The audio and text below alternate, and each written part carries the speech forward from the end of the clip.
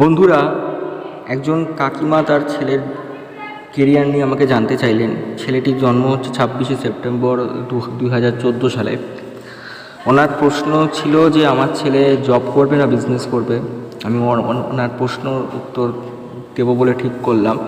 তো আমি ওনার ছেলের জন্মছক অ্যানালাইজ করছি। আমি ওনার পার্টিকুলার প্রশ্নের উত্তর দিয়ে দিচ্ছি এবং কোন ঘরের রেমেডি, কোন প্ল্যানেটের রেমেডি মাস্ট সেটাও বলে দিচ্ছি। তো মীন লগ্ন, তুলা রাশি, চিত্রা নক্ষত্রের হরস্কোপ। আপনার ছেলের মীন লগ্ন, তুলা রাশি, চিত্রা নক্ষত্রের হরস্কোপ। অষ্টমস্ত চন্দ্র রয়েছে, প্লেসমেন্ট ভালো। পঞ্চমপতি অষ্টমে রয়েছে, সাডেন কিছু হওয়ার চান্স কিন্তু এই জন্মছকে রয়েছে।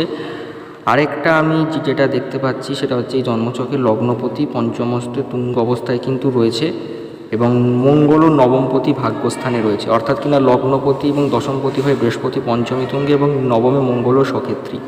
এটা কিন্তু হায়ার এডুকেশনের জন্য কিন্তু টু মাচ। আপনার ছেলে কিন্তু এডুকেশন লাইনে কিন্তু ভালো ফেম কিন্তু অর্জন করবে যদি মন দিয়ে পড়াশোনা করে। এডুকেশান কিন্তু খুব স্ট্রং আছে এখানে দেখতে পাচ্ছি।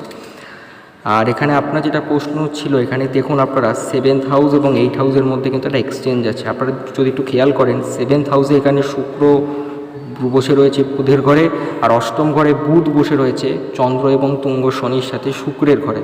ফলে বুধ এবং শুক্রের মধ্যে যে রাশি এক্সচেঞ্জটা হয়েছে এটা পরিষ্কারভাবে ইন্ডিকেট দিচ্ছে এটা কিন্তু জবের চার্ট নয়, এটা কিন্তু বিজনেস বা সেলফ মেড প্রফেশনের চার্ট।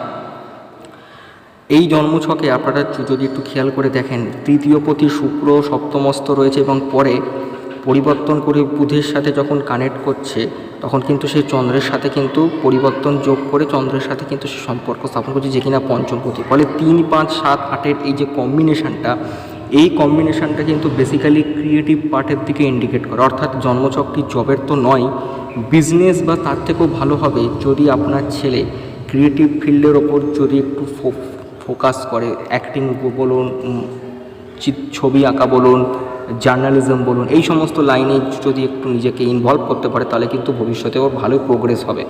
জন্মছক অত্যন্ত ভালো রয়েছে, প্লেসমেন্ট প্ল্যানেটারি খুব ভালো। 9th, 5th, 1st হাউস খুব স্ট্রং রয়েছে, 8th হাউসেরও প্লেসমেন্ট খুব ভালো রয়েছে, আচমকা উন্নতি হবে। তবে একটা প্রবলেম রয়েছে এখানে, 7th হাউসের কিন্তু রেমেডিটা মাস্ট।